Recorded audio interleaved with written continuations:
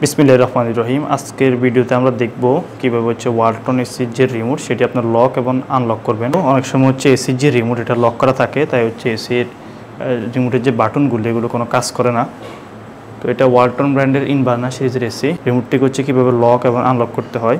রিমোটে থাকা টাইমারি বাটনটি এটি যদি আমরা 3 সেকেন্ড চেপে ধরে রাখি তাহলে রিমোটটি লক হয়ে যাবে। আমরা ট্রাই করি। এই বাটনটি আমরা 3 সেকেন্ড চেপে ধরে রাখলেই ডিসপ্লে দেখতে পাচ্ছেন, এখানে রিমোটের যে ডিসপ্লে এখানে লকের একটি যে আইকন সেটা শো করছে। এই অবস্থায় আমরা যদি বাটন প্রেস করি কোনো বাটন কাজ করবে না।